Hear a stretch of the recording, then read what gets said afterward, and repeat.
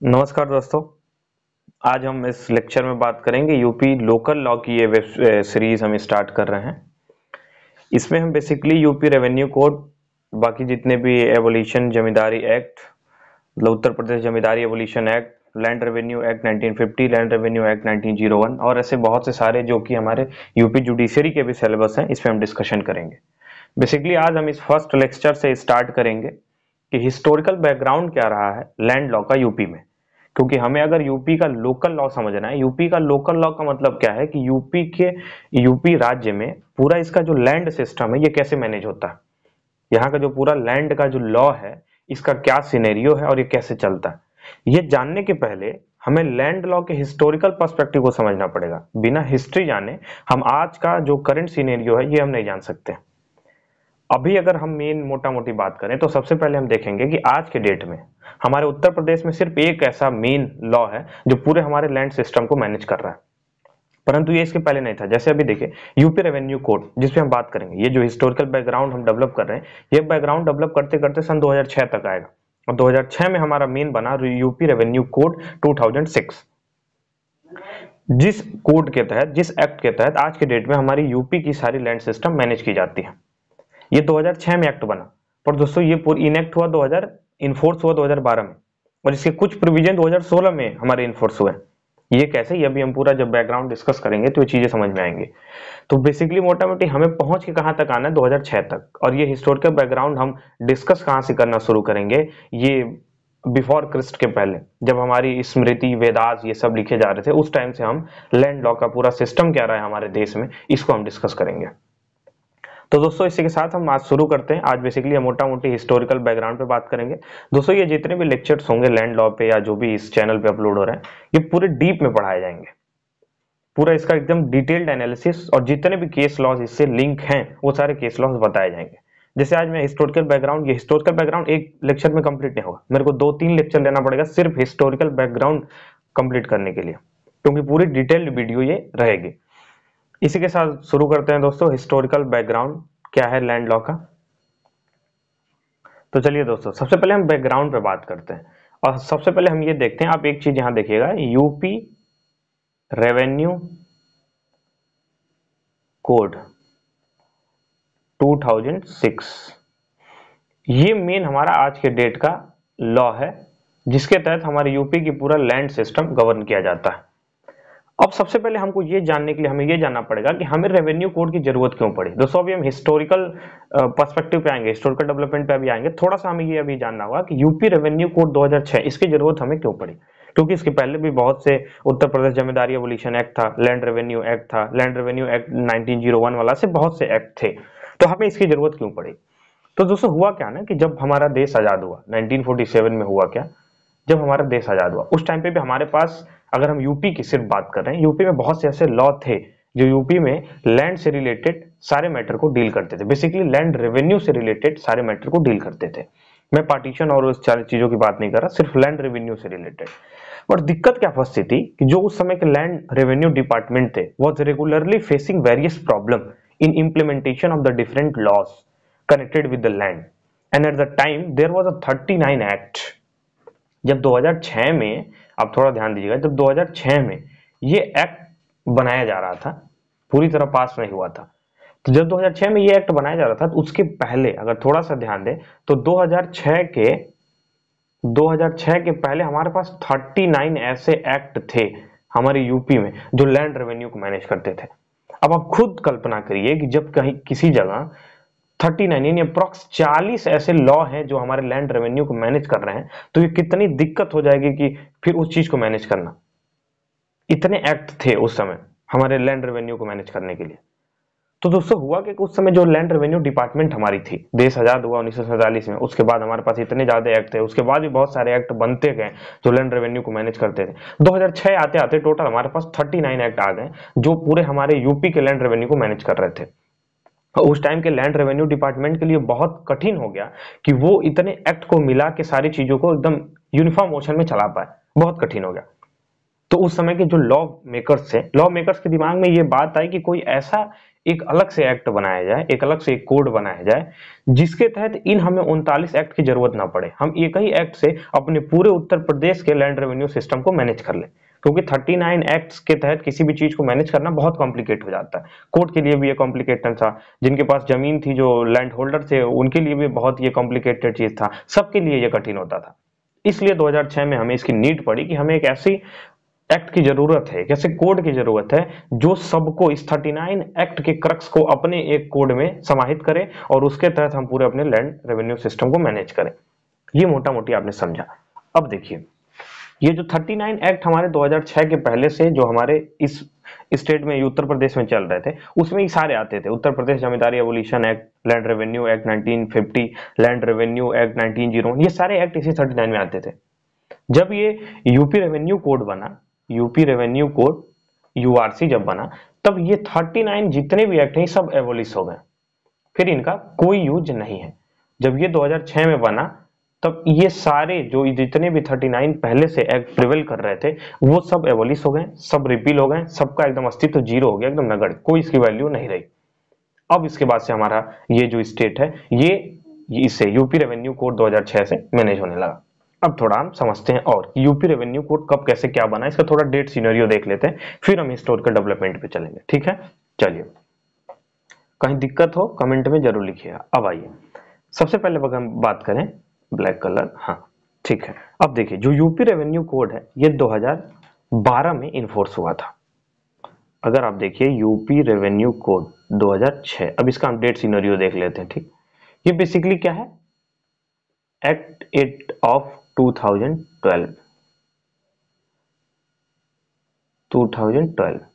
ये 2012 में इन्फोर्स हुआ था। बेसिकली 2006 में इसको हाउस में ला दिया गया था पास कराने के लिए, बट इसको 2012 में एसेंट मिला था प्रेसिडेंट। अब देखिए, प्रेसिडेंट ने एसेंट किस डेट को दिया, 2012 को दिया, ये तो कंफर्म है क्योंकि 2000 एक्ट 8 है 2012 का, 2012 में इसको एसेंट मिला था प्रेसिडेंट से। किस डेट को मिला प्रेसिडेंट एसेंट, प्रेसिडेंट ने इसको एसेंट कब दिया था, देखिए प्रेसिडेंट ने इसे एसेंट दिया था 29 नवंबर को, 29 नवंबर 2012। 29 नवंबर 2012 को प्रेसिडेंट एसेंट मिला, तब जाके ये जो बिल है कोड या एक्ट में कन्वर्ट हुआ, तब ये बिल जाके एक्ट में कन्वर्ट। अब देखिए, यहाँ एक चीज जानने वाली ये भी है कि 2012 में 12 दिसंबर को, ये 29 नवंबर को एसेंट मिला, 12 दिसंबर को 2012 में ही इसको नोटिफाई कर दिया गया, यूपी गैजेट में इसे नोटिफाई कर दिया, यानी कि 12 दिसंबर 2012 से ये पूरी तरह से इन्फोर्स हो गया। क्या हो गया, इन्फोर्स हो गया। लेकिन इसके कुछ प्रोविजन बचा के रखे गए थे जो कि 2012 में ना इन्फोर्स होके 2016 में इन्फोर्स हुए। वो भी किस डेट को, 2016 में भी इन्फोर्स हुए 11 फरवरी 2016। यानी कि अगर पूरी तरह से पूछा जाए कि यूपी रेवेन्यू कोड कब हमारा इन्फोर्स हुआ, तो वो 11 फरवरी 2016 को हुआ। इसके पहले 12 दिसंबर 2012 को इन्फोर्स तो हो गया था, पर कुछ प्रोविजन इसके जो है 11 फरवरी 2016 को इनेक्ट हुए। अब ये कौन कौन से प्रोविजन है, ये हम आगे जब डिस्कस करेंगे मेन यूपी रेवेन्यू कोड के, जब हम सेक्शंस पे बात करेंगे तब हम उस पर ध्यान दे देंगे। अभी इतना कुछ सिनेरियो समझ में आ गया कि 2006 में एक्ट, ये बिल हाउस में लाया गया, 2012 में 29 नवंबर को प्रेसिडेंट ने एसेंट दिया, 12 दिसंबर 2012 को इसको नोटिफाई किया गया यूपी गैजेट में, कुछ प्रोविजंस इसके जो है आपके 11 फरवरी 2016 को पूरी तरह से लागू किए गए।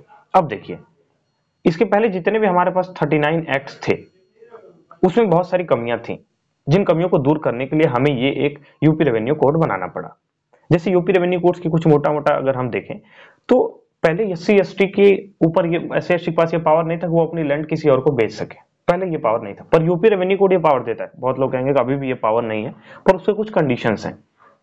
आज भी कोई एससी एसटी चाहे तो डायरेक्ट अपना जमीन किसी जनरल या किसी ओबीसी को नहीं बेच सकता। उसके लिए कंडीशन ये है कि सबसे पहली बात तो 3.5 एकड़, इससे ज्यादा की उसके पास लैंड होनी चाहिए अगर वो किसी जनरल या ओबीसी को बेचना चाहता है। दूसरा कंडीशन इसका होता है कि पहले उसे प्रायर सैंक्शन लेना होगा, प्रायर सैंक्शन लेना होगा। क्या लेना होगा, प्रायर सैंक्शन, किससे, collector of district, collector of district यानी डीएम साहब से आपको पहले परमिशन, एक सैंक्शन लेना होगा, और 3.5 एकड़ से ज्यादा की जमीन उसी SC/ST के पास होनी चाहिए, तब वो क्या है किसी जनरल या OBC को भी अपना जमीन ट्रांसफर कर सकता है। ये सारे जो भी चीजें हैं ये यूपी रेवेन्यू कोड में ऐड कर दिए गए थे, जबकि पहले नहीं थे। अब ये सब हम डिस्कस करेंगे बहुत डीप में जब हम कोड पे पहुंचेंगे। चलिए अब इसी के साथ हम डायरेक्ट शुरू करते हैं historical background of land law in UP. ये थोड़ा सा हमने समझ लिया कि हमें जरूरत क्यों पड़ी रेवेन्यू कोड की, हो गया। अब देखिए, अब कुछ हेडिंग्स आप डालते चलिएगा अगर नोट्स बना रहे हैं तो। सबसे पहला आप हेडिंग डालिए proprietary right in land. Origin of क्या है इसका, ठीक है, सबसे पहला आप डालिए।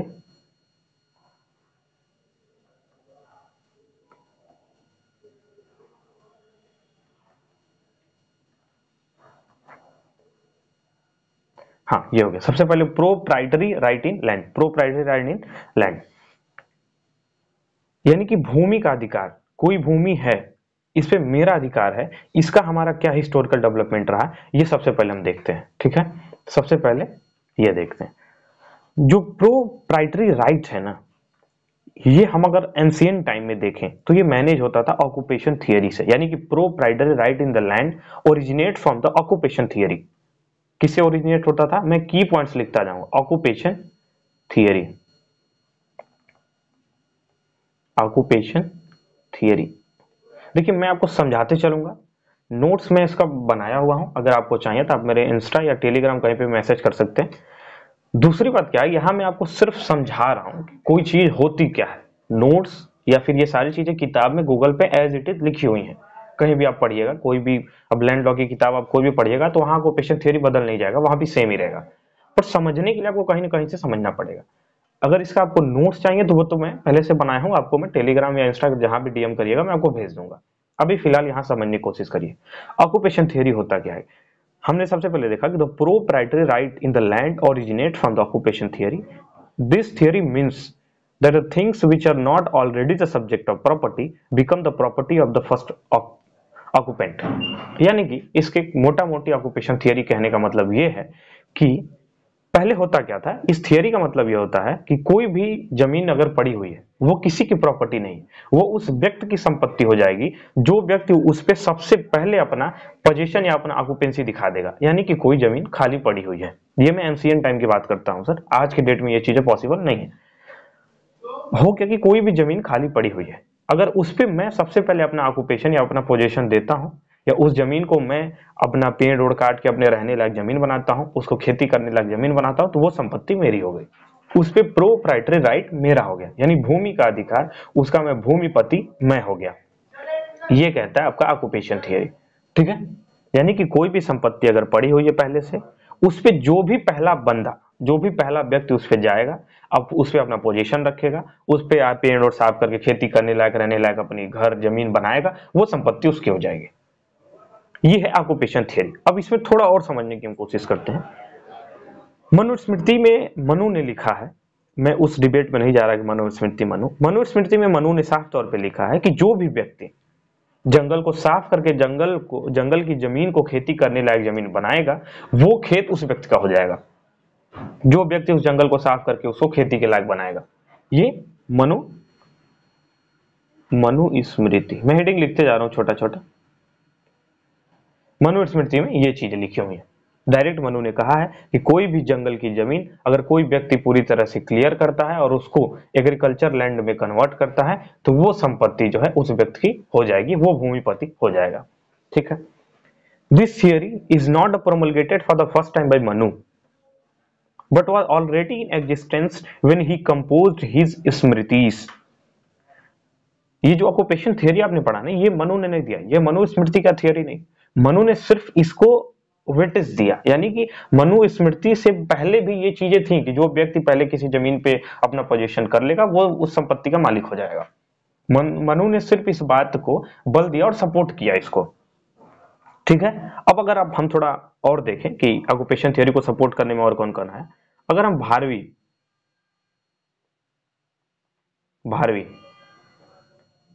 कहते हैं, भारवी हमारे एंशिएंट टाइम के सेज रहे हैं, ये कहते हैं वनाश्रय कदस्य मृगा परिग्रहा सृडोति यस्त्यान प्रसभेन तस्यते।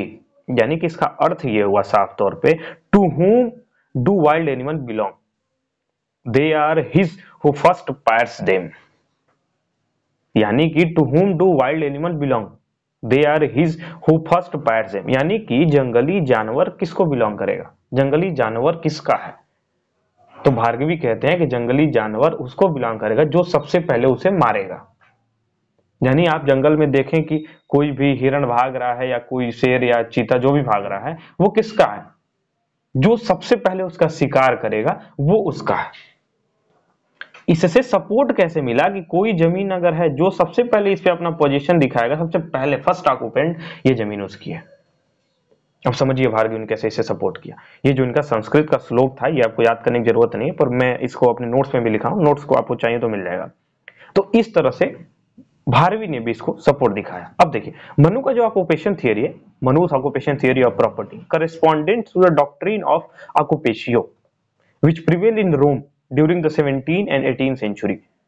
Wild beasts, bird, fish, and all animal which live either in the sea, air, or on the earth, so soon as they are taken by anyone, immediately become, by the way of law of nation, the property of the captor. यानी कि ये जो occupation theory है, मैं हिंदी में एकदम बहुत अच्छे समझा रहा हूँ, ये जो ऑक्यूपेशन थियरी है इसको कौन सपोर्ट करता है, एक डॉक्ट्रिन है या पहले भी थी, ऑक्यूपेशिया, डॉक्ट्रिन ऑफ ऑक्यूपेशिया। अब मैं ये भी लिख देता हूं, डॉक्ट्रिन ऑफ ऑक्यूपेशिया, डॉक्ट्रिन ऑफ ऑक्यूपेशियो, ठीक। डॉक्ट्रिन ऑफ ऑक्यूपेशियो बेसिकली क्या है कि रोम में बहुत ये डॉक्ट्रिन प्रिवालेंट था, कब 17 और 18 सेंचुरी में। डॉक्ट्रिन ऑफ ऑक्यूपेशियो कहता क्या है कि कोई भी वन्य जीव, वाइल्ड बीस्ट, कोई भी बर्ड, पक्षी, कोई भी फिश और सारे एनिमल जो समुद्र में, हवा में या पृथ्वी पे रहते हैं, वो किसके होंगे, जो सबसे पहले इसको पकड़ेगा, जो सबसे पहले इसको मार के पकड़ लेगा, वो उसकी हो जाएंगे। Wild beasts, first fish and all the animals which are live either in the sea, air or earth, as soon as they are taken by anyone, जो भी व्यक्ति इसे सबसे पहले ले लेगा, सबसे पहले इसका शिकार कर लेगा, सबसे पहले इस पे पोजीशन बना लेगा, ये उसकी हो जाएंगे। अब डॉक्ट्रिन ऑफ ऑक्यूपेशियो किस तरह ऑक्यूपेशन थियरी को भी सपोर्ट कर रहा है, आप ध्यान दीजिएगा, ठीक है। ये कुछ इसके सपोर्ट में इतने हुए। अभी देखिए हमने 3 बताया, ये मेन हेडिंग आपने लिखा, उसके बाद एक ये 2 3 लोगों ने इसके सपोर्ट में आया। चौथा हम चलते हैं, कहां चलते हैं, चौथे में आप देखिए मोहम्मद साहब, थोड़ा मोहम्मद साहब है, इस मुस्लिम लॉ पे भी थोड़ा इसका, वैसे अलग से हम हिंदू लॉ, मुस्लिम लॉ और ब्रिटिश लॉ में अभी डिस्कस करेंगे कि हमारे लैंड लॉ का क्या हिस्टोरिकल डेवलपमेंट रहा, लेकिन अभी हम चलते हैं इसमें ओवरऑल। मोहम्मद साहब द ग्रेट प्रोफेट सेड, उन्होंने कहा कि whoever cultivate waste land does thereby acquire property in them. Direct Mohammad साहब ने कहा,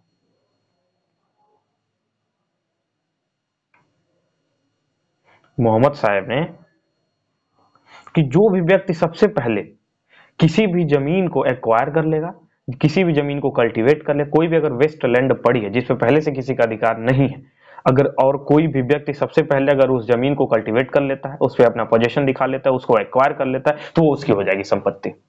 किसकी हो जाएगी, वो उसकी हो जाएगी। Whoever cultivate waste land does thereby acquire property in them, वो प्रॉपर्टी उसके अंदर वेस्ट हो जाएगी, ठीक है, ये समझ में आया। अब इसमें फिर कई बाइफर्केशन होते हैं कि मुस्लिम जूरिस्ट जो थे, जैसे मोहम्मद साहब ने ये कहा कि whoever cultivate waste land does thereby acquire property in them, उसके बाद से बहुत से ऐसे मुस्लिम जूरिस्ट हुए जिनका अलग अलग ओपिनियन और इंटरप्रिटेशन था इसका। जैसे अगर हम बात करें कि अबू हनीफा ने क्या कहा, अब हम इसे मोहम्मद साहब के अंदर की कुछ चीजें देखते हैं, ठीक। अब इसके अंदर की हम कुछ चीजें देख लेते हैं। सबसे पहले देखिए, अगर अबू हनीफा की हम बात करें, अबू हनीफा इनका क्या व्यू था। अबू हनीफा क्या कहते हैं कि सिर्फ cultivation, mere cultivation of the waste land is not enough to create a real right in the cultivator, the permission of the state is necessary for acquisition of the proprietary right. Abu Hanifa का कहना है कि सिर्फ किसी भी waste land को cultivate करने से वो जमीन तुम्हारी नहीं हो जाएगी, तुमको पहले स्टेट का परमिशन लेना होगा उसका भूमिपति बनने के लिए, उसमें प्रोप्राइटरी राइट लेने के लिए। ये अबू हनीफा का व्यू था कि स्टेट का परमिशन आपको लेना पड़ेगा, जबकि मोहम्मद साहब का मैंने जो पहले भी बताया उसमें ऐसा कोई कंडीशन नहीं था, पर अबू हनीफा कहते थे स्टेट के परमिशन के बिना कोई भी व्यक्ति किसी भूमि का मालिक नहीं बन सकता। अब देखिए थोड़ा इसी में आगे बढ़ेंगे। But his disciples Abu Hanifa के ही एक और शिष्य थे जिनका नाम था अबू यूसुफ एंड अबू मोहम्मद। क्या क्या? अबू यूसुफ एंड अबू मोहम्मद। इनका क्या ये कहते हैं, ये दोनों लोग का कहना था कि स्टेट के परमिशन की बिल्कुल रिक्वायरमेंट नहीं। ये सेम जैसे मोहम्मद साहब ने कहा कि इन्होंने भी साफ तौर पे कहा कि अगर कोई भी व्यक्ति वेस्टलैंड को कल्टीवेट कर लेता है, वेस्टलैंड के ऊपर अपना पोजीशन दिखा लेता है, सबसे पहले वो जमीन उसकी हो जाएगी, स्टेट का परमिशन की कोई जरूरत नहीं। पर अबू हनीफा क्या कहते हैं, बिना स्टेट के परमिशन के कोई व्यक्ति प्रोपराइटर राइट नहीं ले सकता। ठीक, ये दोनों का अपना व्यू था। अब हम थोड़ा और आगे चलते हैं। तो ये आपने क्या देख लिया, मोटा मोटी आपने देख लिया कि किसके पहले एकदम एंशिएंट टाइम में कैसे जो है लैंड लॉ मैनेज किया जाता था, कैसे कोई भूमि का कोई मालिक हो जाता था, भूमिपति कैसे हो जाता था, ये आपने चीजें देखी। अब हम क्या करेंगे, इसको 3 सेगमेंट में डिवाइड करेंगे, Hindu period, Muslim period and British period. आज मैं इस लेक्चर में आपको हिंदू पीरियड और मुस्लिम पीरियड 2 चीजें समझाऊंगा। ब्रिटिश पीरियड काफी लंबा है क्योंकि हमें ब्रिटिश पीरियड बहुत अच्छे से समझना होगा, हमें आज के डेट में पूरा लैंड सिस्टम समझने के लिए। अभी हम इस लेक्चर में हिंदू पीरियड और ब्रिटिश मुस्लिम पीरियड पे हम नजर डालेंगे, अच्छे से नजर नहीं डालेंगे और डीप एनालिसिस करेंगे। चलिए, ये आपका एक पैरा मतलब एक पूरा सेगमेंट का नोट्स कंप्लीट हुआ। अब हम दूसरे सेगमेंट पे बढ़ेंगे जहां आप हेडिंग डालिएगा क्या, हिंदू पीरियड। ठीक है, हिंदू पीरियड। अब हिंदू पीरियड में कैसे हमारा लैंड सिस्टम, कैसे लैंड मैनेज होता था, लैंड रेवेन्यू को क्या सिस्टम था, ये हम थोड़ा समझने का कोशिश करेंगे। चलिए, सबसे पहले हम देखें।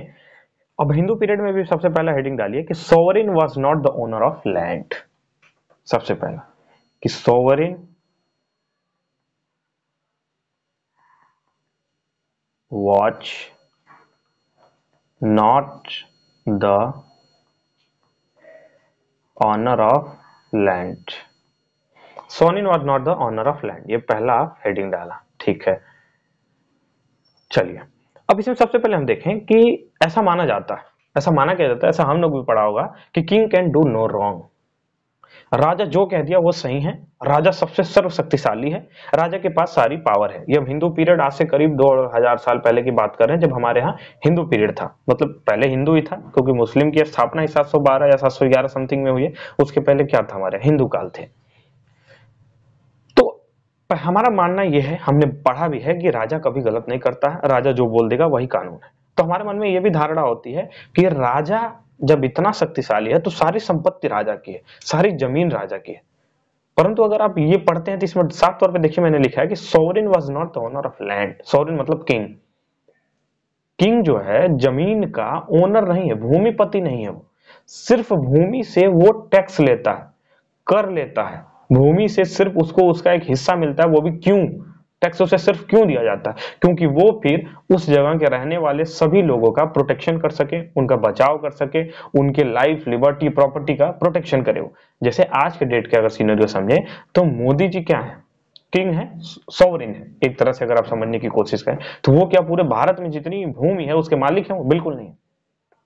पर मेरे पास जो अपनी पर्सनल की लैंड है, मेरे पास जो प्रॉपर्टी है, उसका मैं टैक्स जरूर देता हूं उनको। पर वो टैक्स मैं इसलिए नहीं देता हूं कि वो इस संपत्ति के मालिक है, नहीं, मैं उन्हें टैक्स सिर्फ इसलिए देता हूं कि वो मुझे अन्य किसी देश से या फिर मेरे संपत्ति को बचाते हैं। क्योंकि अगर मेरी संपत्ति को कब्जा करता है, मैं पुलिस को बुलाता हूं। पुलिस अल्टीमेटली किसका पार्ट है? स्टेट का पार्ट है, सॉवरेन का पार्ट है। तो मैं टैक्स सिर्फ उन्हें इसलिए देता हूं क्योंकि वो मेरी संपत्ति, मेरी लाइफ, मेरी लिबर्टी सबका प्रोटेक्शन करते हैं। सेम यही कॉन्सेप्ट पहले भी चलता था, पर हमारे दिमाग में ये चीजें गलत रहती है। जैसे हमने ये भी जानता हूं कि एक राजा दूसरे राजा से युद्ध किया, पूरा स्टेट जीत लिया, उस स्टेट की सारी संपत्ति इसकी हो गई। बिल्कुल नहीं सर, ये कॉन्सेप्ट है ही नहीं। जैसे कोई राजा दूसरे मतलब स्टेट से युद्ध हुआ उसका, ये राजा जो है पूरा जीत लिया, जीतने के बाद वो जो संपत्ति, वो जो भूमि है, उसका मालिक नहीं हो गया, ये भूमिपति नहीं हुआ राजा। बस ये है कि उस स्टेट के जितने भी लोग हैं वो टैक्स अब अपने राजा को ना देके, जो हार चुका है उसको ना देके, ये जो जीता है उसको टैक्स देते हैं। ठीक है, सिर्फ इतना ही अंतर होता है। अब हम थोड़ा समझने की कोशिश करते हैं। The Hindu says and the jurist said repeatedly that the sovereign was not the proprietor of the soil.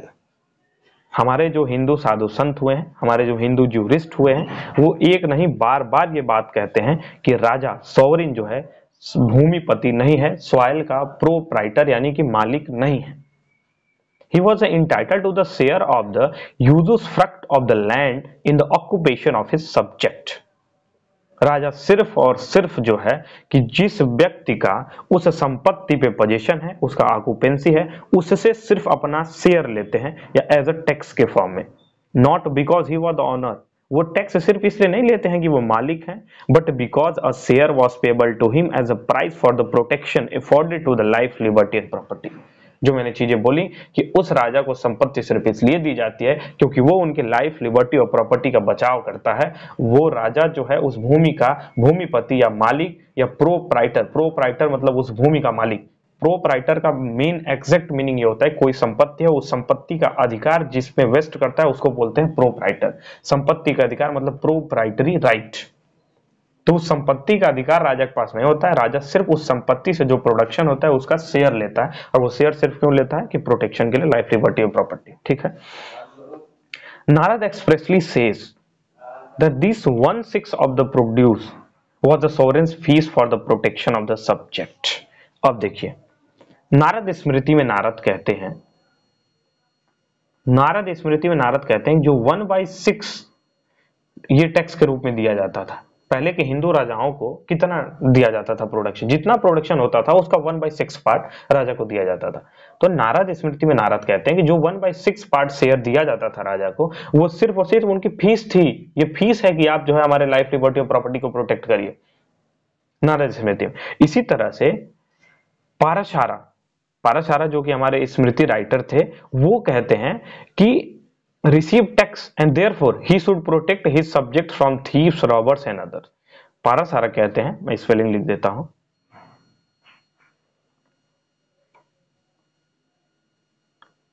पारासारा साफ तौर पे कहते हैं कि ये जो टैक्स दिया जाता है हम स्टेट को या सॉवरिन या किंग को जो देते हैं, ये 1/6, वो सिर्फ इसलिए देते हैं कि वो बचाव करेंगे कि अपने सब्जेक्ट का, अपने लोगों का थीफ से यानी चोरों से,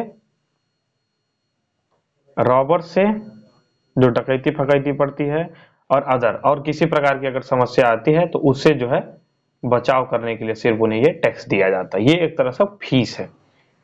ठीक है, चलिए अब हम आगे देखते हैं। आगे सबसे पहले देखिए कि क्या राजा, हिंदू पीरियड में हमें समझने के लिए दूसरा हमें सेगमेंट समझना पड़ेगा कि क्या राजा जमीन को दान दे सकता है, क्या राजा भूमि दान दे सकता है। दूसरा फिर पैदा होगा हमारा ब्लू कलर, हाँ, कि can king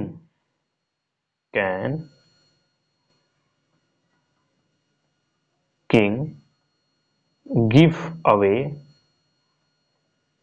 the earth, can king give away the earth.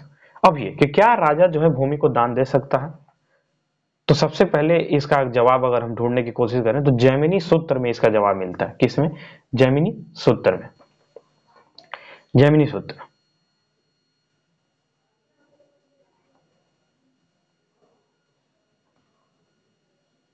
Jaimini Sutra में साफ तौर पे कहा जाता था कि earth can not be given away and it is a common to all. Jaimini Sutra में साफ तौर पे लिखा है कि किंग जो है, राजा जो है, अर्थ को नहीं दान में दे सकता क्योंकि भूमि सबकी है, कॉमन टू ऑल। ये सिर्फ राजा की नहीं है, भूमि उसकी है जिसके ऊपर, मतलब उस भूमि के ऊपर जिसका भी प्रोप्राइटरी अधिकार है, ये भूमि उसकी है। राजा किसी भी भूमि को दान नहीं दे सकता है। लेकिन आपने सुना होगा कि राजा एक गांव को दान दे देता है, कि एक गांव को दान दे दिया किसी जमींदार को कि ये भाई अब गांव आप रखिए, तो वो जमीन नहीं दान देता है। उस जमीन से जो प्रोडक्शन पे उसको टैक्स 1/6 जो प्रोडक्शन मिलता था राजा को, अब ये प्रोडक्शन राजा को ना मिलके उस व्यक्ति को मिल जाएगा जिसको राजा ने दान दिया। अब कॉन्सेप्ट पकड़ने की कोशिश करिए। इन सारी चीजों से ये पूरी तरह प्रूफ होता है कि राजा जो है जमीन का मालिक नहीं है भाई, मालिक तो वही है। जैसे मैं मालिक हूं जमीन का, तो मैं ही मालिक हूं। हाँ, मैं राजा को टैक्स दे रहा हूं। जैसे मेरा गेहूं पैदा हुआ अगर, तो मैं गेहूं का अपना 1/6 पार्ट राजा को दे रहा हूं। अब राजा ने मेरे गांव को दूसरे को दान दे दिया, अब मैं ये टैक्स राजा को ना देके उस व्यक्ति को दान दूंगा जिस व्यक्ति को राजा ने ये गांव दान दिया। ये भी देखा, जैमिनी सूत्र ने कहा किंग जो है नहीं दे सकता भाई दान। अब देखिए आगे अगर हम देख ले पड़े तो occupier of the particular position none can the owner of the whole earth. साफ तौर पे ये लिखा हुआ है कि कोई ओनर नहीं होता है साफ तौर पे।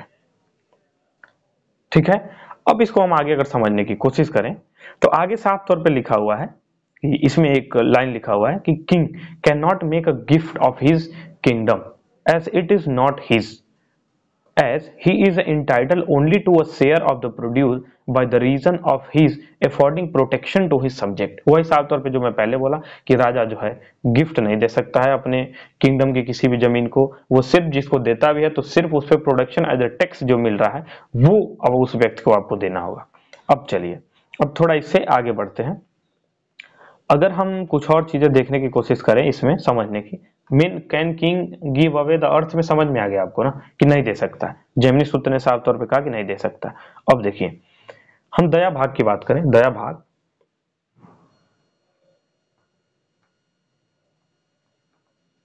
दया भाग जो कि कौन लिखा है, जीमूतवाहन।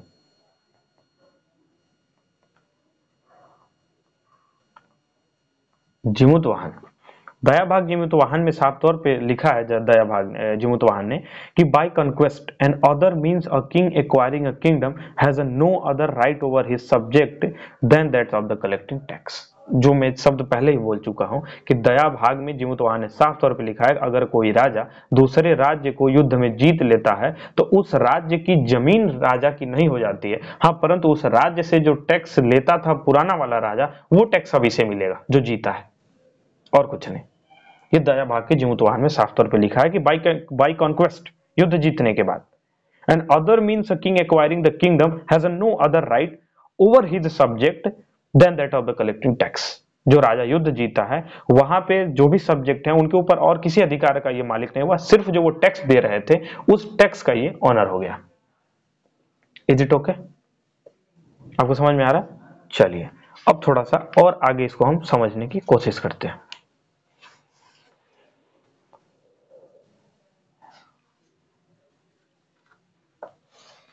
अगला एक हेडिंग हम डालेंगे फिर कि cultivation insist on, cultivation insist on, यानी उसमें भी थोड़ा आगे बढ़ने से पहले हम क्या करते हैं एक केस पे डिस्कस करते हैं। एक केस हम देखते हैं, केस हमेशा हम कोशिश करेंगे कि डार्क ग्रीन से लिखा जाए, ठीक। एक केस हम देखते हैं, केस, उस केस का साइटेशन है ठकुरानी दासी वर्सेस विश्वेश्वर मुखर्जी।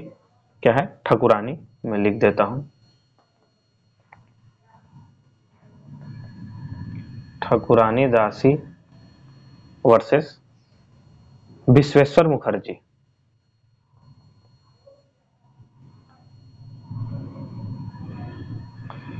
विश्वेश्वर मुखर्जी, ठीक है। ये एक केस है। अब इस केस में बोला क्या गया था, साफ साफ देखिए, इस केस में बस बोला गया था first person who make a beneficial use of the soil was recognized by some of the judges of the Calcutta High Court in the Thakurani Das versus Bishweshwar Mukherjee.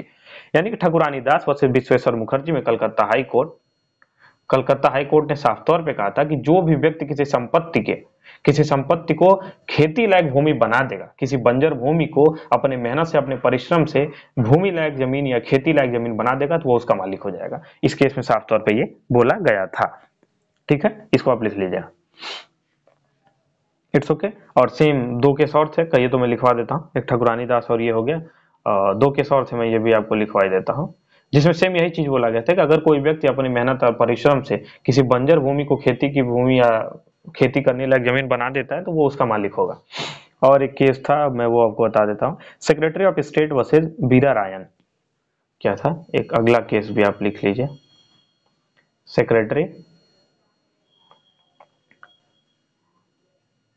Secretary of state versus Vira Rayan, 1886 का केस है ये, है। और दूसरा केस इसी का मतलब तीन केस हो गया, एक पहले लिखवाया, दो ये, तीसरा केस ये है, ये भी है secretary of state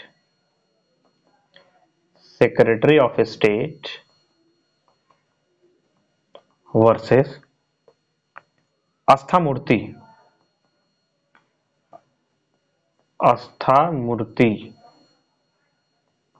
secretary of Astha Murti 1890। इन दोनों केस में भी साफ तौर पे ये मद्रास हाई कोर्ट का ये केस है, ये दोनों मद्रास हाई कोर्ट का है, ध्यान रखिए। पुराना वाला कलकत्ता का था, ये मद्रास हाई कोर्ट का है। मद्रास हाईकोर्ट का केस है। मद्रास हाईकोर्ट ने इन दोनों में साफ तौर पे कहा था कि अगर कोई व्यक्ति जो है कि right to the position of the land is acquired by the first person, कोई पहला व्यक्ति किसी भूमि पे यदि अपना अधिकार कर लेता है, पोजीशन दिखा लेता है, अगर उसके पहले उस पे किसी और का पोजीशन नहीं है तो वो उसका मालिक हो जाएगा। यानी कि the right to the position of the land is acquired by the first person who make a beneficial use of the soil. Beneficial use of the soil का मतलब यह है यदि कोई भूमि जो बंजर पड़ी हुई है, जिसपे पेड़ जमे हुए हैं, जंगल है या कुछ भी है, उसको वो साफ करके उसको एकदम बेनिफिशियल यूज सॉइल का बना देता है, खेती करने लायक भूमि बना देती है, उस भूमि का वो मालिक हो जाएगा। ठीक है, I think is it clear to you. और इसी के साथ फिर हम क्या करते हैं, अगले स्लाइड पे चलते हैं। अब हम समझने की कोशिश करेंगे कल्टीवेशन इंसिस्टेड ऑन। क्या समझने की कोशिश करेंगे, केस तो मैंने 3-4 बता दिया आपको, 3 केस बता दिया। अब कल्टीवेशन इंसिस्टेड ऑन, इसका क्या मतलब है, थोड़ा सा समझने की कोशिश करिए। हेडिंग है ये हिंदू पीरियड में।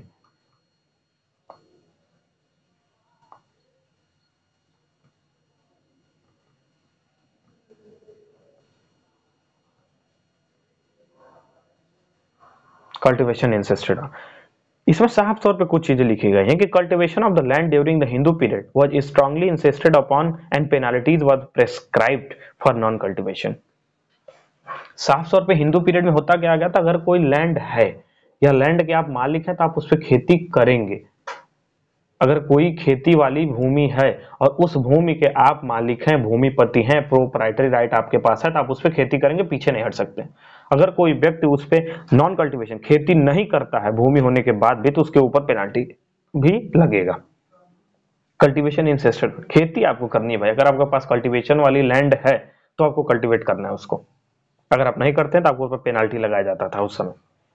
मनु क्या कहते हैं, मनु का कहना यह है कि if the land was injured by the fault of the farmer himself और if he failed to sow it in the due time he was fined 10 times as much as the king's share of the crop. Manusmriti में मनु कहते हैं कि उस समय होता क्या था, पहले हिंदू पीरियड के समय में, कि अगर किसी व्यक्ति, कोई फार्मर है, कोई किसान है, उसके पास जमीन है, खेती करने लायक जमीन है, और उस जमीन को किसी प्रकार की क्षति पहुंचती है या फिर उस जमीन पे वो खेती नहीं कर पाता, जिस समय बुआई होती है वो नहीं बो पाता है, तो उसको पेनाल्टी के तौर पे राजा को 10 गुना शेयर देना पड़ेगा जितना वो एज टैक्स पहले देता था। अब आप समझिए, अगर कोई किसान है, वो किसान बेचारा नहीं समय से अगर बो पा रहा है या वो खेती नहीं कर पाया मान लीजिए किसी कारण से उस सीजन में, तो उस सीजन में उसे टैक्स में 10 गुना ज्यादा टैक्स देना पड़ेगा राजा को। और अगर मान लीजिए वो किसान अपने जमीन पे खेती नहीं कर पाया किसी और के कारण, वो चाहता था उस पर खेती करना पर किसी और के कारण नहीं कर पाया, फिर भी वो किसान टैक्स देगा, बस थोड़ा सा रिलैक्सेशन मिलेगा, 5 गुना ज्यादा टैक्स उसे फिर भी देना पड़ेगा। कितना, 5 times फिर भी टैक्स उसे देना पड़ेगा। लिखा हुआ है साफ तौर पे यहाँ पे कि 10 times उसे देना पड़ेगा जब उसकी गलती होगी, और but only 5 times if it was the fault of his servant without his knowledge. बिना नॉलेज के अगर इसकी सर्वेंट या किसी और की गलती रहेगी तो 5 गुना टैक्स देना पड़ेगा। ये मनु ने कहा। किसने कहा, मनु ने। अब देखिए, अब व्यासा ने क्या किया, व्यास ऋषि ने क्या कहा, व्यास ऋषि ने कहा कि if a man after taking a field fail to cultivate it either himself or through the agency of the other, he should be made to pay the owner a proportionate share of the corn which the field could have yielded if it was cultivated, and in addition to the fine to the king। व्यास ऋषि ने साफ तौर पर कहा है कि अगर किसी व्यक्ति को जमीन दी जाती है खेती करने के लिए और व्यक्ति अगर उस पर खेती नहीं कर पाता है, if a man after taking a field लेने के बाद fail to cultivate it either himself और for the agency of the other, अपनी गलती से या किसी की भी गलती से अगर वो उस पर खेती नहीं कर पाता है, तो वो उसे उतना शेयर देना ही पड़ेगा जितना पहले से तय हुआ है, वो खेती करे चाहे ना करे, और उसके प्लस में फाइन भी देना होगा, राजा को फाइन भी देना होगा, और जो टैक्स के रूप में देता था शेयर वो तो देना ही है, खेती करे चाहे ना करे। ये हो गया आपका कल्टीवेशन इंसिस्टेड ऑन। ठीक है, अब हम चलेंगे अगला राइट पे, नॉन एलिनिएबिलिटी ऑफ लैंड। किस पे चल, नॉन एलिनिएबिलिटी। अब ये क्या होता है नॉन एलिनिएबिलिटी, ये जानने के लिए थोड़ा सा ध्यान दीजिए, मैं भी समझा देता हूं। Non alienability of land. Non alienability का मतलब होता है, एलिनिएबल मतलब होता है ट्रांसफर करना। क्या, पहले ये समझिए आप, एलिनिएबल का मतलब क्या होता है? एलिनिएबल का मतलब होता है ट्रांसफर करना, और नॉन एलिनिएबल मतलब कि ट्रांसफर नहीं की जा सकती है वो संपत्ति। एलिनिएबल मतलब ट्रांसफर, नॉन एलिनिएबल मतलब कि ट्रांसफर नहीं की जा सकती है। अब देखिए पहले के जमाने में क्या होता था, through the ownership of the arable land, यानी कि जो भूमि करने योग्य संपत्ति है उसका जो मालिकाना हक था वो किसी और को ट्रांसफर नहीं किया जाता था, ये सिर्फ हेरिटेबल था। पहले हिंदू पीरियड के समय में क्या था कि जो भी एरेबल लैंड है, एरेबल लैंड है, इसको ट्रांसफर नहीं किया जा सकता था किसी को भी, ये हेरिटेबल था। हेरिटेबल यानी आज मैं खेती कर रहा हूं, मैं मर जाऊंगा, मेरा बेटा खेती करेगा, वो मर जाएगा, उसका बेटा खेती करेगा, या उसके जो भी भाई हैं वो खेती करेंगे, हम बेच नहीं सकते हैं किसी को जमीन। ये था उस समय का कॉन्सेप्ट। लेकिन कुछ रिलैक्सेशन थे, जैसे कि वो बेच तब सकता था अगर मान लीजिए कोई ज्वाइंट हिंदू फैमिली है, उसके पास कोई खेती करने की संपत्ति है, किसी भी को पार्टनर को अधिकार नहीं है वो संपत्ति बेचने की, लेकिन वो बहुत ही क्रिटिकल इमरजेंसी सिचुएशन में या फिर अपनी फैमिली के किसी फैमिली के यूज के लिए बेच सकता है। कोई डिस्ट्रेस हो गया या for the sake of family and specially for the किसी रिलीजियस एक्टिविटी के लिए, तीन कंडीशन के लिए वो सिर्फ बेच सकता है। ट्रांसफर होगा सिर्फ तीन कंडीशन में वो बेच सकता है। पहला तो मान लीजिए कोई इमरजेंसी सिचुएशन है, टाइम ऑफ डिस्ट्रेस है, टाइम ऑफ डिस्ट्रेस, या फिर मान लीजिए कोई फैमिली के sake of family, sake of family, और तीसरा होता है कि मान लीजिए कोई रिलीजियस एक्टिविटी के लिए, कोई रिलीजियस एक्टिविटी के लिए, इन तीन चीजों के लिए वो प्रॉपर्टी को ट्रांसफर कर सकता है। अदरवाइज प्रॉपर्टी जो ट्रांसफर करने का अधिकार नहीं है किसी भी ज्वाइंट हिंदू फैमिली के को पार्टनर के पास हिंदू पीरियड में, और स्पेशली एरेबल लैंड, भूमि करने वाली जमीन। अब थोड़ा सा और आगे हम चलते हैं, ठीक है। पर अगर मैं आपको बताऊं कि जिमुत वाहन का कहना इसी में क्या है, जिमुत वाहन इसी का उल्टा कहते हैं। दाएं भाग में जिमुत वाहन साफ तौर पे कहते हैं, दाएं भाग, दाएं भाग में जिमुत वाहन कहते हैं कि मैं नहीं मानता इन सारी चीजों को। जिमुत वाहन कहते हैं कि उस समय भी यह अधिकार था कि कोई भी व्यक्ति बेच सकता था, इन्हीं को पार्टनर, इन्हीं को पार्टनर ट्रांसफर कर सकता था लैंड को। क्या ट्रांसफर कर सकता था लैंड को, वो एरेबल लैंड है, ज्वाइंट हिंदू फैमिली, फिर भी वो कर सकता था, ऐसा जिमुत वाहन यानी कि दाएं भाग का मानना था। अब देखिए थोड़ा acquisition of right by adverse possession, उस समय एडवर्स पोजीशन की क्या कंडीशन थी, थोड़ा ये हम समझने का कोशिश करते हैं। इसके बाद एक और हेडिंग आपका बचेगा जो कि हिंदू रेवेन्यू सिस्टम क्या था, उसके बाद मुस्लिम पीरियड पे आ जाएंगे। देखिए आप जो मैं ब्लू से लिख रहा हूं वो हेडिंग्स है, वो लिखिएगा, उसके अंदर जितनी भी चीजें मैं एक्सप्लेन कर रहा हूं उसका एक एक कीवर्ड्स में रेड पेन से लिखते जा रहा हूं, उसको आप समझिए। अगर आप नोट्स खुद बना लेते हैं अच्छी बात है, थोड़ी सी भी दिक्कत होती है तो मैं जिस सीक्वेंस में पढ़ा रहा हूं उसी सीक्वेंस में मैंने अपना नोट्स बनाया हुआ है, तो उसके लिए आप जब भी चाहें तब ले सकते हैं, ठीक है। अभी चलिए हम अगले हेडिंग पे आते हैं। अगला हेडिंग कहता है acquisition of right by adverse possession. बहुत आसान है, मैं समझाते चल रहा हूं, कोई कॉम्प्लिकेशन वाली चीज नहीं है। Acquisition of right by adverse possession, by adverse possession, ठीक। अब समझिए इसमें क्या होता है कि हिंदू पीरियड में उस समय सिर्फ पोजीशन पे ही हम एक्विजिशन मतलब ले लेते थे सारा अधिकार, सिर्फ पोजीशन करके। अब इसकी क्या क्या चीजें रही हैं, कौन किस में क्या लिखा गया है, तो अगर देखें, अगर हम विष्णु स्मृति की बात करें, सबसे पहला विष्णु स्मृति, विष्णु स्मृति,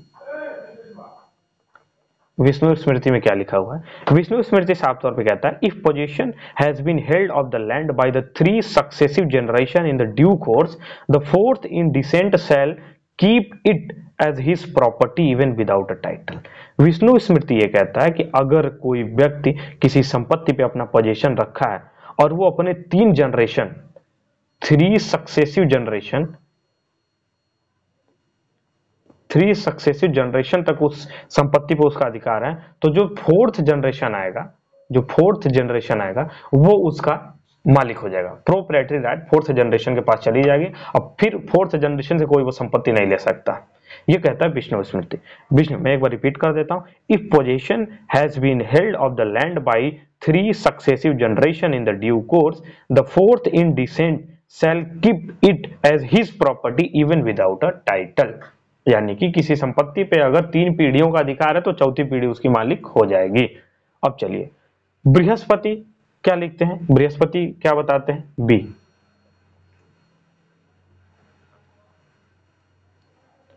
बृहस्पति, बृहस्पति क्या बोलते हैं, बृहस्पति बोलते हैं, उनका कहना सिर्फ यह है कि when position undisturbed by other has been held by 3 generation, it is not necessary to produce a title, possession is decisive in that case। Brihaspati का भी कहना है सेम ये है कि अगर 3 पीढ़ी तक, 3 जनरेशन तक कोई व्यक्ति किसी संपत्ति पर अधिकार बनाया है और कोई उसको डिस्टर्ब नहीं कर रहा है तो चौथी पीढ़ी जो है मालिक हो जाएगी, ओनर हो जाएगी, बिना टाइटल के भी चौथी पीढ़ी फिर मालिक हो जाएगी। ठीक है, अब समझिए बृहस्पति फर्दर ये कहते हैं, बृहस्पति का और भी कहना है, ये तो उन्होंने कह लिया कि 3 जनरेशन तक अगर आपका कब्जा है, उसके बाद 3 जनरेशन तक कोई डिस्टर्ब नहीं किया तो चौथी जनरेशन आपके मालिक हो जाएगी। बृहस्पति ये भी कहते हैं, he whose position has been continuous from the time of occupation and has never been intercepted for the period of 30 year cannot be deprived of such property। Brihaspati का कहना यह भी है कि अगर मान लीजिए कोई ए व्यक्ति है पहली पीढ़ी का, कोई ए व्यक्ति है पहली पीढ़ी का, वो किसी संपत्ति पे कब्जा बनाया है, अगर 30 साल तक उसका कब्जा बिना किसी डिस्टरबेंस के है, डिस्टरबेंस को है, बिना किसी डिस्टरबेंस के अगर 30 साल तक उसका कब्जा है तो ए ही मालिक हो जाएगा, हमें तीसरी चौथी पीढ़ी का इंतजार नहीं करना पड़ेगा। बृहस्पति फर्दर कहते हैं कि अगर किसी भी व्यक्ति का 30 साल तक कब्जा है तो फिर उसे दूसरी तीसरी पीढ़ी का इंतजार करने की जरूरत नहीं, वो उसका मालिक हो जाएगा। ठीक है, अब देखिए थोड़ा सा इसमें और आगे चलें तो और बहुत सारी स्मृतिज हैं, तो उनके ऑथर क्या कहते हैं, इस 30 पीरियड को घटा के 20 कर दिया है। और फर्दर अगर हम स्मृतिज देखेंगे, एनी अदर स्मृति, ऑथर ऑफ द अदर स्मृति have reduced the period to the 20 year, इसको घटा के 20 साल बोला कि अगर 20 साल तक भी किसी व्यक्ति किसी संपत्ति पे अधिकार है और उस 20 सालों में अगर कोई और व्यक्ति आके इंटरप्रेट नहीं करता, डिस्टर्ब नहीं करता या नहीं कहता कि मेरी संपत्ति है, तो उसका मालिक वो हो जाएगा। ठीक है, अब देखिए नेक्स्ट स्लाइड, मतलब नेक्स्ट चीजें हम इसी में समझने की कोशिश करें। तो इसमें साफ तौर पे अगर हम याज्ञवल्क्य की बात करें, याज्ञवल्क्य की बात करें तो याज्ञवल्क्य कहते हैं कि if a man knowingly and without complain allow other who is in no way related to him to be in the possession of his land for the 20 year, his right to be the same become extinguished। Yajnavalkya का क्या कहना है, अब थोड़ा हम ये समझे कि याज्ञवल्क्य क्या कह रहे हैं। देखिए पहले मैं लिख देता हूं, है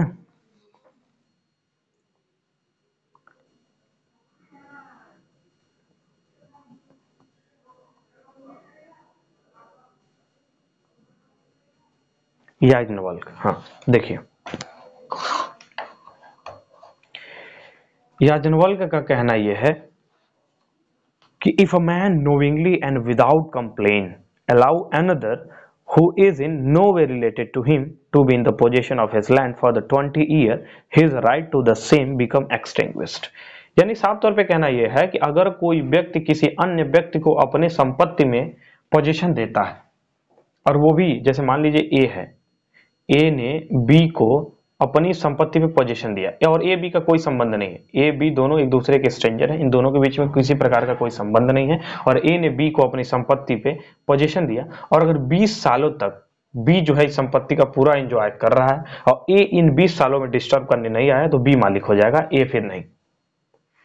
याज्ञवल्क्य का यही कहना है कि अगर कोई व्यक्ति अपनी संपत्ति किसी अन्य व्यक्ति को देता है एंजॉय करने के लिए और वो व्यक्ति 20 सालों तक उसे एंजॉय करता है और इन 20 सालों के दौरान यदि मैं उसे परेशान नहीं करता हूं, मैं डिस्टर्ब नहीं करता हूं, मैं अपनी संपत्ति वापस नहीं मांगता हूं, तो वो मालिक हो जाएगा बी। ठीक है, अभी समझिए अगर हम अभी देखिए ये हम सिर्फ सारी हिस्टोरिकल डेवलपमेंट बात कर रहे हैं यूपी रेवेन्यू कोड 2006 तक आने की। अभी हमने पीछे वाले स्लाइड में साफ तौर पे बात की कि 30 साल का समय था, 30 साल तक अगर किसी का कब्जा है तो मालिक है, फिर उसको घटा के 20 साल किया गया, 20 साल तक किसी का कब्जा है।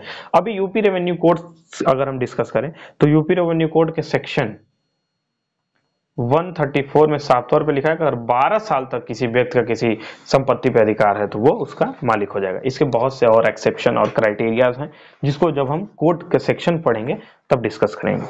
ठीक, चलिए अब हम हिंदू पीरियड का लास्ट सेगमेंट पे डिस्कस कर लेते हैं। लास्ट सेगमेंट क्या कहता है? लास्ट सेगमेंट कहता है कि हिंदू रेवेन्यू सिस्टम क्या था उस समय का। Hindu revenue system, Hindu revenue system क्या था उस समय का? तो देखें उस समय या आज भी सबसे स्मॉलेस्ट फिजिकल यूनिट क्या होती है? विलेज। स्मॉलेस्ट फिजिकल यूनिट क्या होती है? विलेज। स्मॉलेस्ट फिजिकल यूनिट क्या होती है? विलेज। उस समय क्या होते थे? जो हेड होते थे विलेज के उसको हम क्या कहते थे? The head of the village was known as the gramadhipati. Gramadhipati who was entitled to the share of the king. The king's share of the produce was assessed upon the village as a whole and redistributed by the headman among the individual cultivator with due regard to their condition and the equality and the area of the land under their occupation. Basically सिर्फ ये normal चीजें सबको पता है कि उस समय भी क्या होता था? सबसे स्मॉलेस्ट फिजिकल यूनिट होता था विलेज, और विलेज के जो हेड होते थे उन्हें हम ग्रामाधिपति कहते थे। और ग्रामाधिपति जो है किंग के बिहाफ पे टैक्स लेता था, यानी जो भी प्रोडक्शन का शेयर मुझे राजा को देना है मैं ग्रामाधिपति को देता था, फिर ग्रामाधिपति उसे राजा तक देता था। अब देखिए ग्रामाधिपति की ये जिम्मेदारी थी कि इस पूरे गांव में, इस पूरे विलेज में जितने भी कल्टीवेटर हैं उन सब के ऊपर जितना जितना टैक्स बनता है, जाहिर सी बात है सबके पास संपत्ति तो बराबर नहीं है, किसी के पास 1 बीघा होगी, किसी के पास 2 बीघा, किसी के पास 10 एकड़, किसी के पास 50 एकड़, तो जिनके ऊपर जैसा टैक्स बनता था वो ग्रामाधिपति की जिम्मेदारी थी सबसे टैक्स कलेक्ट करना, सबका प्रोडक्शन कलेक्ट करना और उसे राजा तक पहुंचाना। सिर्फ हिंदू रेवेन्यू सिस्टम में हमें इतना जानना उस समय यही होता था। बाकी और सारी चीजें क्या थी ये हमने पीछे पढ़ लिया। It is, I think it is clear to you. अब हम देखिए बिना टाइम वेस्ट किए, आई थिंक 40-50 मिनट का लेक्चर हो गया है। मुस्लिम पीरियड हम डिस्कस कर लेते हैं। मुस्लिम पीरियड बहुत बड़ा नहीं है, 5 से 7 मिनट में मुस्लिम पीरियड या 10 मिनट मैक्सिमम टाइम लगेगा, मुस्लिम पीरियड को हम समाप्त कर देंगे। चलिए अब हम मुस्लिम पीरियड शुरू करते हैं। आइए साफ तौर पे मुस्लिम पीरियड देखिए, क्योंकि मुस्लिम पीरियड में हमें छोटा लेक्चर क्यों चाहिए? क्योंकि मुस्लिम पीरियड में अधिकतर 80% चीजें वो हिंदू पीरियड की ही कॉपी करते थे। मुस्लिम पीरियड ने अपना, क्योंकि भाई वो लूटने आए थे, वो यहाँ पूरा लैंड सिस्टम या लॉज ये सब बनाने नहीं आए थे, वो लूटने आए थे, उन्हें मिलता था लूट के चले जाते थे, इसलिए बहुत ज्यादा इसमें कोई रूल्स रेगुलेशंस नहीं थे। पर फिर भी जो भी 2-4 चीजें हम डिस्कस करेंगे। सबसे पहले अगर हम देखें तो कोई बहुत क्लियर बाइफर्केशन नहीं है कि कब से मुस्लिम पीरियड स्टार्ट होता है, क्योंकि बहुत बार लोग आते रहे, इन्वेशन हुआ, लड़ाइयाँ हुई, फिर वो चले गए। ये कोई फिक्स जो है टाइम पीरियड नहीं है कि कब हिंदू पीरियड खत्म हुआ, कब मुस्लिम पीरियड शुरू हुआ। हम सिर्फ मुगल काल से मुस्लिम पीरियड बहुत जगह लोग एनालिसिस करते हैं, पर वो ठीक नहीं। उसके पहले भी हमारे देश में बहुत मुगल शासक आए, यहाँ पे कुछ सालों तक राज भी किया, लूटा, फिर चले गए। तो इसलिए बाइट बहुत ज्यादा क्लियर नहीं, पर फिर भी हम मान के चलते हैं कि 11वीं सेंचुरी जो थी, 11वीं सेंचुरी से थोड़ा उनका इन्वॉल्वमेंट ज्यादा बढ़ा, 11वीं सेंचुरी से। ठीक है, अगर हम लैंड लॉ की बात करें कि मुस्लिम में लैंड लॉ का क्या सिस्टम था, तो Mohammedan law indeed speak of the conquering imam's option to leave the conquered inhabitants in the position of their land और टू इजेक्ट देम। यानी कि अगर देखें इसे और लोकल लैंग्वेज समझने की कोशिश करें, if the imam conquered a country by the force of arm, इमाम मतलब मुस्लिम के राजा, इमाम मतलब मुस्लिम का राजा, अगर इमाम जो है कंक्वर्ड यानी जीतते हैं कोई भी देश by the force of arms, अपने आर्मी की मदद से, he was at the liberty to divide it among the Muslim और हिज सोल्जर। तो उस राजा, उस इमाम के पास ये लिबर्टी है, उसके पास ये पावर है कि वो चाहे उस देश की संपत्ति, भूमि अपने सोल्जर में या मुसलमानों में बांट सकता है, या फिर जिनके पास वो जमीन पहले से थी उन्हीं के ऊपर छोड़ सकता है, उस पर टैक्स लगा सकता है। इमाम के पास 2 पावर है, या तो फिर वो जमीन मुस्लिम को दे दे, या फिर जो है जिसके पास है वो इनहेबिटेंट जो पहले से हैं, इनहेबिटेंट ये उसी के पास रहे। लेकिन अगर वो मुस्लिम को नहीं देते हैं, जमीन पहले जिनके पास थी इनहेबिटेंट्स के पास, उन्हीं के पास रहने देते हैं, तो उस पर टैक्स लगाने का भी पावर इमाम को है। तो बेसिकली वो 2 तरह के टैक्स लगाते थे, एक जजिया और एक खिराज। कौन कौन से टैक्स लगते थे? एक जजिया और एक खिराज। जजिया और खिराज दो तरह के बेसिकली टैक्स लगते थे।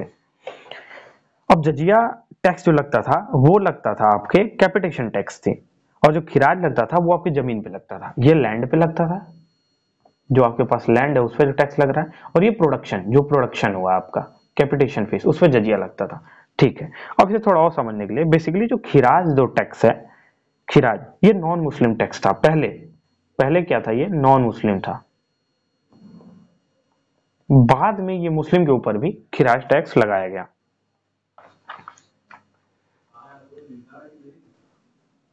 ठीक है, ये पहले सिर्फ नॉन मुस्लिम टैक्स था, बाद में इसको मुस्लिम पे भी लगाया गया।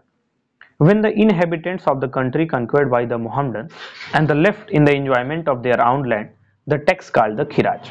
वही बोला कि अगर इमाम किसी देश पे कब्जा किया लड़ाई के बाद, और वो जमीन, वो जो भी जमीन थी वो मुस्लिम को न देके इनहेबिटेंट्स के पास ही छोड़ दिया, तो उस पर खिराज टैक्स को लगाते थे। खिराज टैक्स लगाते थे। There was another form of land tax for the Muslim. This was called ओसर। मुस्लिम के ऊपर एक अलग से टैक्स लगती थी, मुस्लिम के पास जो लैंड थी उस पर अलग टैक्स लगता था, जिसको हम क्या कहते थे, ओसर। OOSHR, ओसर टैक्स लगता था। अब जाहिर सी बात है मुस्लिम के ऊपर वो टैक्स लगा रहे हैं और खुद ही मुसलमान हैं, तो ओसर टैक्स बहुत ही नॉमिनल फीस होते थे, जिससे उन्हें फर्क नहीं पड़ता था। पर अगर हम जजिया और खिराज की बात करें तो ये बहुत हैवी टैक्स थे, क्योंकि ये बेसिकली हिंदुओं के ऊपर लगाए जाते थे, तो ये हैवी टैक्स थे। और अगर हम ओसर ओसर की बात करें तो नॉर्मल टैक्स थे। मोटी मोटा अगर हम देखने की बात करें कि मेन डिफरेंस क्या था हिंदू और मुस्लिम सिस्टम में, तो बहुत ज्यादा अंतर नहीं था सर, सेम ही था। लेकिन मेन जो एक डिफरेंस है वो देख लेते हैं। इनका थोड़ा स्ट्रिक्ट इन्होंने बनाया, औरंगजेब आते आते ही औरंगजेब ने तो और स्ट्रिक्ट बना दिया। मेन डिफरेंस इन दोनों के बीच में सिर्फ ये था कि जो हिंदू राजा थे, जो हिंदू किंग था, ये 1/6 लेता था टैक्स के रूप में, जितना प्रोडक्शन होता था उसका 1/6 पार्ट लेता था। लेकिन मुस्लिम जब आए, मुस्लिम किंग्स जो है 1/3 लेने लगे। 1/3 जितना प्रोडक्शन होता था उसका 1/3 टैक्स लेने लगे। जब औरंगजेब आया, कौन आया, औरंगजेब। जब औरंगजेब आया ये 1/2 लेने लगा। जन जितना प्रोडक्शन उसका हाफ दे दो भाई, 10 क्विंटल हुआ तुरंत 5 लाओ मेरे यहाँ। औरंगजेब ने सबसे ज्यादा टैक्स लगाया था। तो ये सिनेरियो था, ये मेन डिफरेंस था, बाकी कोई नहीं। अगर हम देखें अकबर के शासनकाल के, अकबर के शासनकाल में थोड़ा revenue system, land revenue system अच्छा था। अकबर की अगर हम बात कर रहे हैं तो आप देखें अकबर की अगर हम बात करते हैं तो अकबर के समय में लैंड रेवेन्यू सिस्टम थोड़ा ठीक था। टोडरमल सेटलमेंट, अकबर के समय सबको पता है कि टोडरमल सेटलमेंट आया था। टोडरमल सेटलमेंट। अब देखिए हमें बहुत ज्यादा नहीं पढ़ना है कि टोडरमल सेटलमेंट क्या था, हमें सिर्फ मोटी मोटा चीज जानना है कि कैसे कैसे कैसे चीजें चलती आई। हमें एकदम डेप्थ में जानना है कि यूपी रेवेन्यू कोड क्या है 2006 का। अब टोडरमल सेटलमेंट की बात करें, ये अकबर के समय का था। ये एक जो है कि Todarmal settlement during the regime of the Akbar is a great landmark in the revenue system of the country, furnishing the basis for all the subsequent settlement. अब टोडरमल सेटलमेंट में था क्या कि टोडरमल सेटलमेंट में जितनी भी पहली कमियां थी वो सबको दूर किया गया। जितने भी बहुत आर्बिट्री टाइप के टैक्स लगाए जाते थे उसको सब दूर किया गया। सारे लैंड के ऊपर एक यूनिफॉर्म टैक्स लगाया गया, जिनके पास जितनी लैंड है उस हिसाब से टैक्स लगाया गया। एक मतलब वेल सेटल्ड जो चीजें थी वो टोडरमल सेटलमेंट में अकबर के शासनकाल में लाई गई। बहुत अच्छी चीजें थी उस समय। अगर देखिए कि जो टोडरमल सेटलमेंट है वॉज अ रैयतवाड़ी सेटलमेंट। इसको रैयतवाड़ी सेटलमेंट भी कहते हैं। क्या कहते हैं, रैयतवाड़ी।